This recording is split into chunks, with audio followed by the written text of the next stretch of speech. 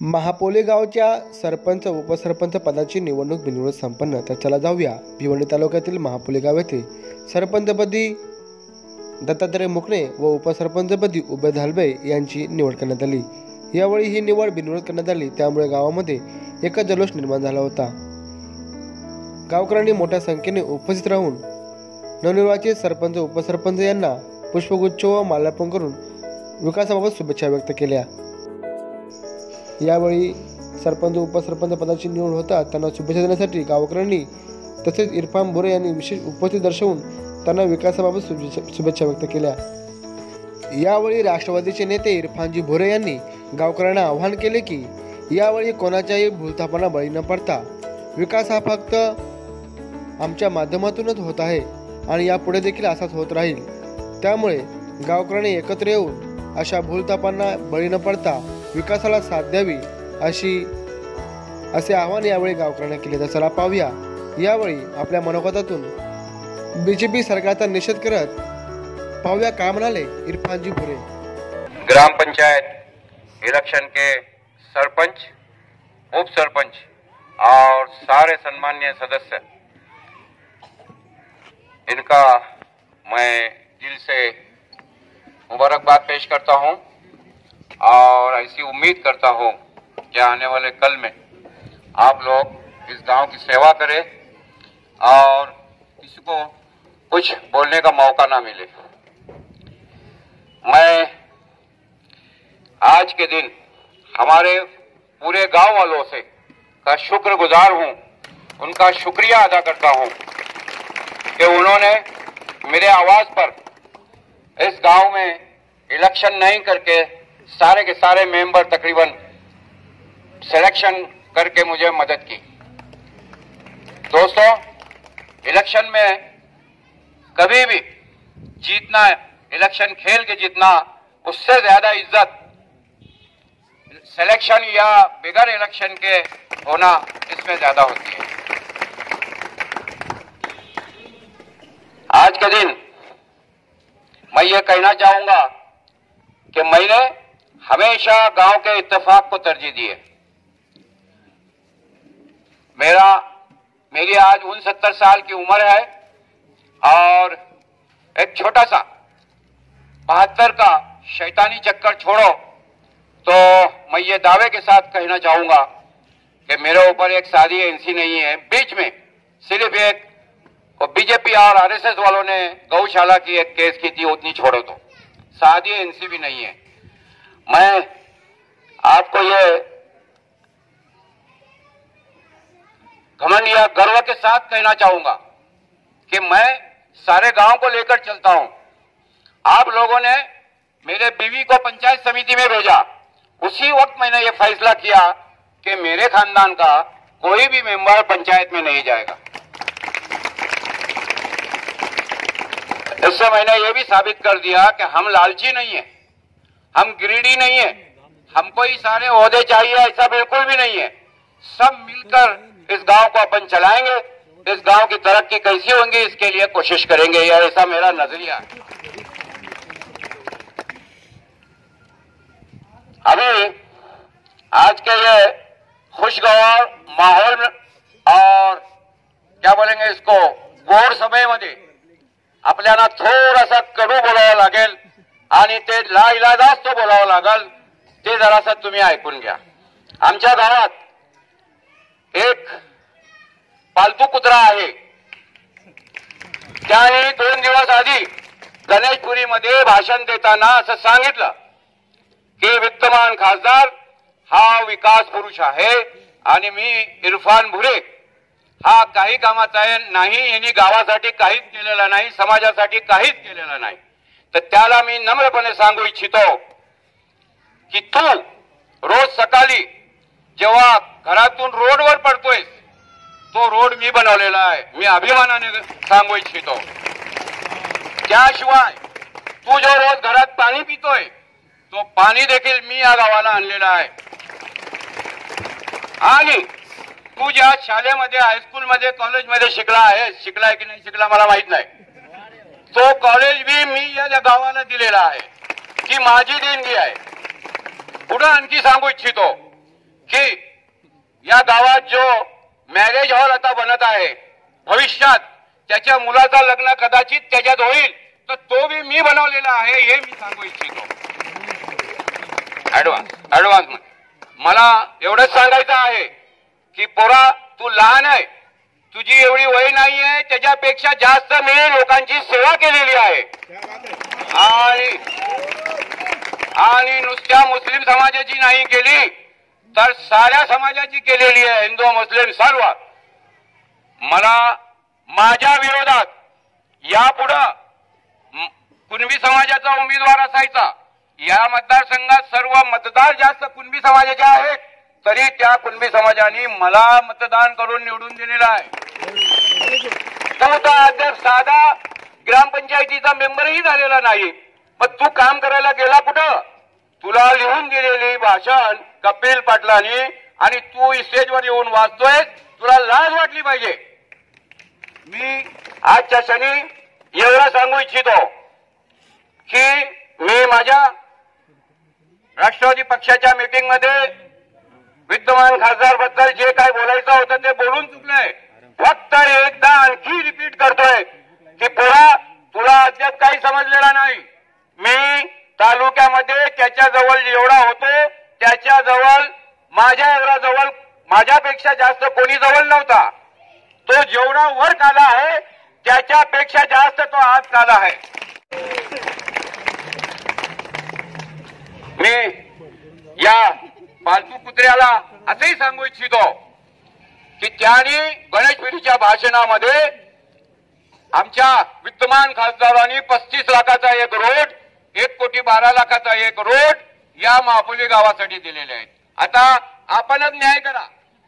35 लाखाचा रोड आणि 1,12,00,000चा नोट या मतदारसंघाचा विद्यमान आमदार शांताराम मोरे साहेब आहे. त्यांनी ही कामं राज्य सरकारकडून मंजूर करून आणलेली आहेत. मग तुला पैसे देऊन त्याची लाल करायला सांगितलेली आहे का हे आम्हाला तू सांग.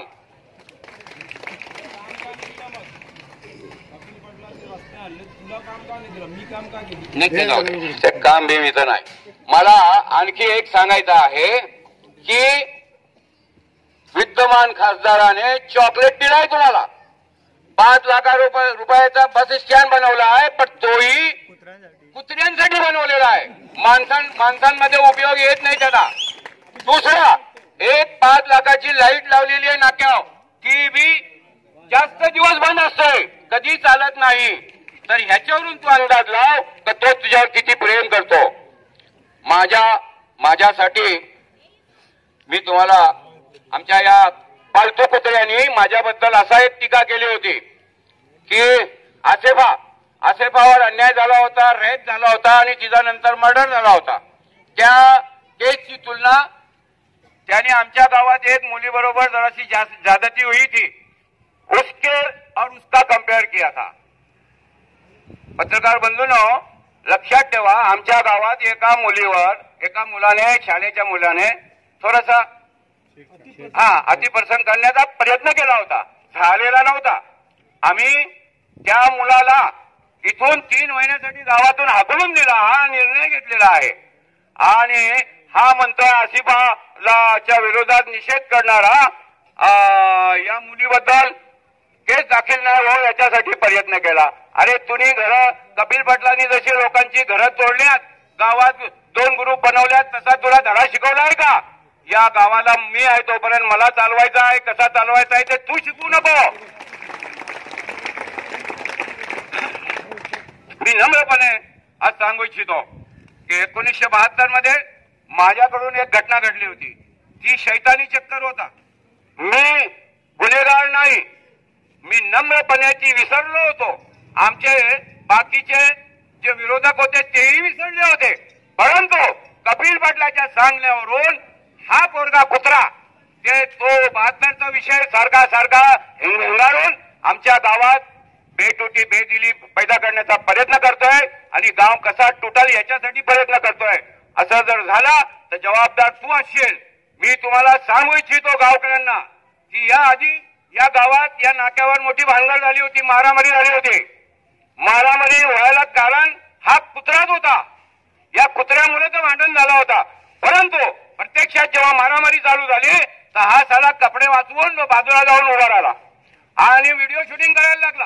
म्हणजे तुम्ही मरा, आम्ही तुमचे कपडे सांभाळतो. या अशातला हा आहे इरफान भुरे. अख्ख्या भारणात दोन्ही ग्रुपला पाया पडत होता, हे मारामारी करू नका, हा आपला मार्ग नाही. हे असा इरफान भुरे तुमच्या समोर आज बोलतोय. आता तुम्हाला ही निर्णय करण्याची वेळ आलेली आहे, तो कुत्रा तुमच्यासाठी चांगला आहे का मी तुमच्यासाठी चांगला आहे. तुम्ही तर 2 वेळा माझ्या मिसेसला आता ग्रामपंचायत मध्ये आणि याच्या आधी मला 2 वेळा जिल्हा परिषदवर निवडून देऊन माझ्यावर प्रेम आहे हे सिद्ध केलेलं आहे. मला जरा बी शंका नाही गावकऱ्यांनो. मला हेही माहित आहे की त्याच्या कुटुंबातले बी बरेचसे लोक माझ्या विचाराचे आहेत, ते त्याला साथ देत नाही. पण तो एकदम बेलगाम झालेला आहे, तो यांच्याही ताब्यात नाही. ईश्वराकडे आपण सर्व मिळून प्रार्थना करू की त्यालाही अक्कल येवो आणि तो बी लाईनीवर येवो, या गावाच्या भल्यासाठी येवो. मित्रांनो, मी आणखी एक गोष्ट त्याच्यात भाषणातील तुम्हाला नम्रपणे सांगू इच्छितो. त्याच्या म्हणण्यानुसार बीजेपी आणि RSS ही जातीवादी पार्टी नाही. आता यांनी लायसन दिलं म्हणून बीजेपी आणि RSS जातीवादी होणार नाही का? आता तुम्हीच सांगा, बीजेपी आणि RSS जातीवादी आहे किंवा नाही? मला हेच पाहिजे होतं. तर या कुत्र्यावर जरा बी भरोसा करू नका, हा गावाची वाट लावणारा आहे. तुम्हाला आता आणखी एक आपल्या गावात नुकतीच झालेली घटना सांगतो. आमच्या 2 नालायक मुलांनी अनगावच्या 2 मुलांना मारला. काही गरज नसताना तो भांडण अंबारीला झालेला इथं महापोलीला आणला. महापोलीला मारल्यानंतर आता समोरवाले बी शेवटी त्या आईचे दूध पिलेलेच आहेत. त्यांना राग आला. 30-40-50 लोक अनगावला जमले. म्हणजे महापौरकर आले का त्याला मारायचा, बदला घ्यायचा. त्यांचा जो गुरु होता तो माझा मित्र होता, त्यांनी मला फोन केला, भुरे साहेब असा असा इथं प्रकरण होणार आहे. मी बोललो यार तू सरदार असून ना तू असं करतोय यार, HM करण्याची आवश्यकता नाही. त्यांना आपण धडा देऊ, ज्यांनी चूक केली आहे त्याला धडा देऊ, पोलीस केस करू, पोलिसांपासून मारून घेऊ, मी बी मारेन. त्यांनी माझा मान राखला. आमच्या गावातला नईम सुशे अनगावला जाऊन त्यांची विनंती केली, हे बरोबर असं नका करू रे, आपण एकत्र गुढी गुलाबीत राहतो, याची आवश्यकता नाही. त्यांनी मान दिला. परंतु आणि अख्ख्या गाववाल्यांनी असा निर्णय घेतला का यांना कोणीच मदत करायची नाही, पॉलिटिशियनला यांच्यासोबत जायचं नाही, यांना सोडवून आणायचं नाही. परंतु हा कुत्रा आणि याच्यासोबत आणखी एक दुसरा कुत्रा, हे दोघं गेले आणि त्याला सोडून आणला. हा काय मेसेज देऊ इच्छितात? गावात मेसेज काय देऊ इच्छितात? या गावात मारामारी झाली पाहिजे, हिंदू मुसलमान झाला पाहिजे, गाव बरबाद झाला पाहिजे. आम्ही 70 आणि 84ची दंगल पाहिलेली आहे, शेक लागलेली आहे आमच्या मुसलमान बांधवांना. आम्ही नम्रपणे सांगू इच्छितो या दोघांना की या असा प्रकार करू नका घाणेरडा, नाहीतर साल्या तुम्हाला दोघांना गावातून मी हकलून देईन.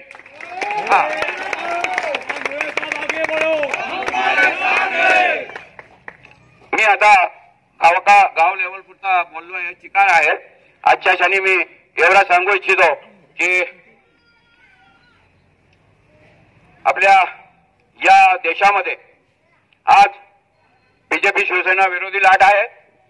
5 राज्यात जी निवडणुका झाल्या त्याच्यामध्ये बीजेपीला लोकांनी घरात बसवलेलं आहे.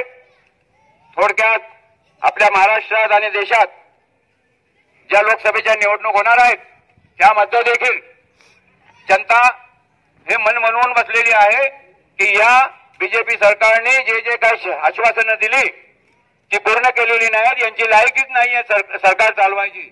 म्हणून मी आपला नम्रपणे विनंती करतो की आपण देखील आजच्या क्षणी मी आपल्याला सांगू इच्छितो की बीजेपी आणि RSSच्या विरोधात आपला मत असला पाहिजे, असं मन शक्य करा आणि तुम्ही कराल अशी मला आशा आहे. मी आपल्याला आजच्या क्षणी असंही सांगू इच्छितो की या बीजेपी सरकारने मुस्लिम पर्सनला याला बदलायचा प्रयत्न केला आहे. आमच्या महिलांचा जो याचा कायदा आहे तलाकचा, त्याला बदलायचा प्रयत्न केला आहे. हे बीजेपी आणि RSS वाले आमच्या मुस्लिम महिलांच्या एवढे हिमायती केव्हापासून झाले? ही फूट पाडण्याची मुसलमान समाजामध्ये एक षडयंत्र आहे.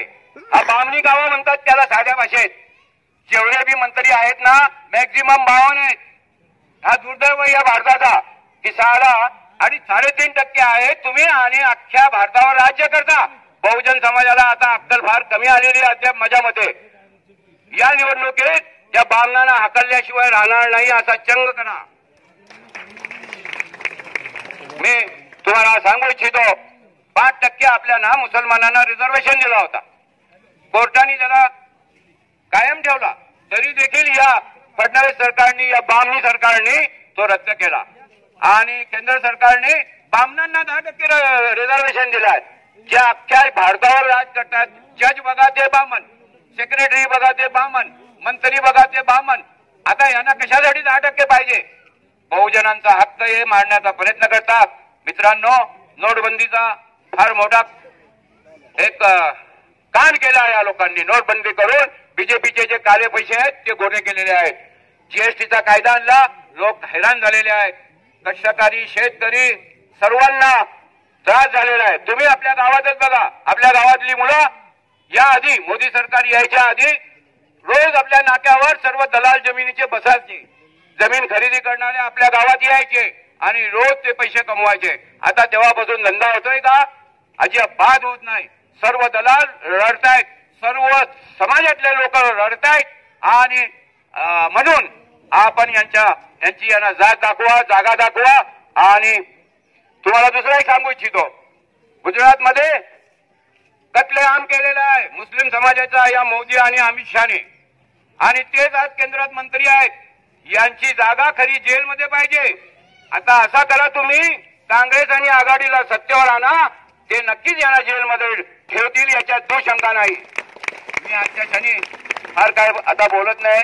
जे बोललोय मी एवढंच बोलतोय की बीजेपी वाल्यांनो, तुमच्या जिल्ह्याचा जो जिल्हा अध्यक्ष आहे तो बी आमच्या संपर्कात आहे. तुमच्या जिल्ह्यातला हा विद्यमान खासदार, तुमच्या गावातला जो मोठा नेता आहे एक दुसरा, तो बी आमच्या संपर्कात आहे. तर तुम्ही तुमचीच काळजी करा.